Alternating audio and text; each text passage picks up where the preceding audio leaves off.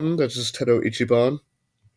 This one is going to be about the Spider-Man Homecoming, the Vulture versus Spider-Man. Now, you have to remember that the Vulture is pretty much um, the second villain Spider-Man's ever fought, and at this point, each film has been trying to be so different from the last that we're getting pretty much each film we're getting like a ton of new villains. Like now we have Vulture and Shocker. Um, it's going to get to a point where they're going to have to repeat. Um, Mark my words, Scorpion will be the next villain in Spider-Man: Homecoming 2. I promise you. Um, Regardless, Adrian Toomes. Okay, so if you guys don't know the story of the original comics, um, Adrian Toomes was a guy who had, um, he was an engineer. You know, he was how did you put it? He did well. Not Tony Stark well, but he did well on his own. With actually not on his own, with a partner, um, a guy named Bestman. That guy screwed Toomes over and basically stole his business. So Toomes is like, well, I'm not just going to stop there. If I'm broke and ruined, I'm going to use my smarts to get some money back. I want to take my empire.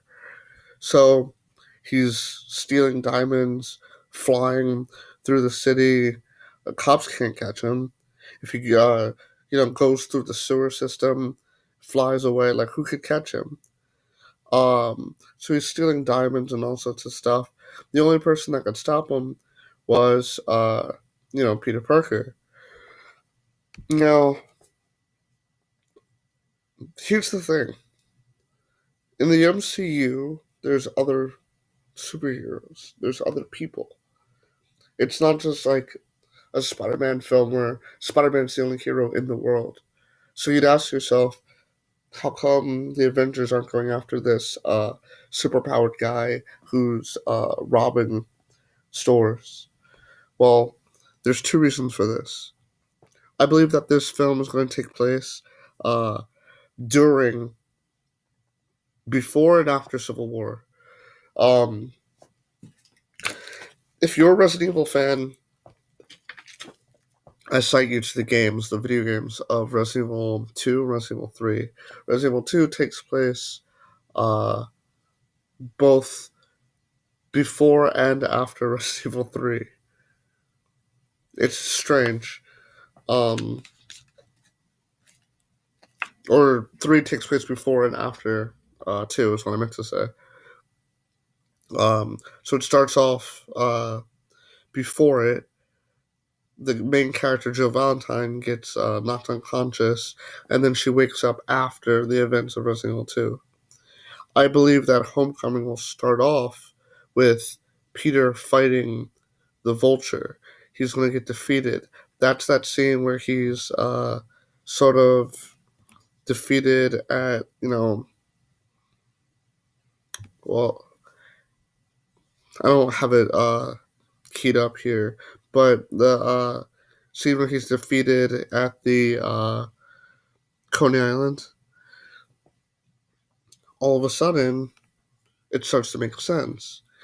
He comes across Shocker, he comes across Vulture, no suit, beaten up, completely defeated.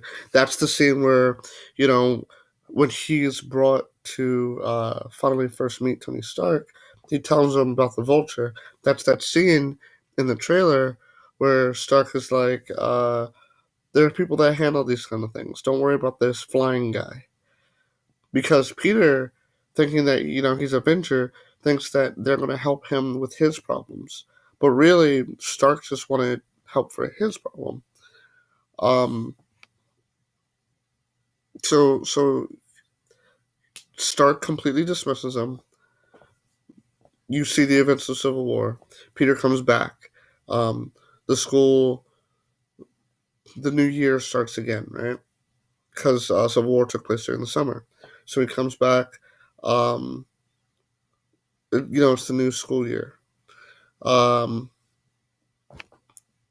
in this way, I'm sorry, folks. I'm trying to explain all of this in a way that doesn't seem super convoluted.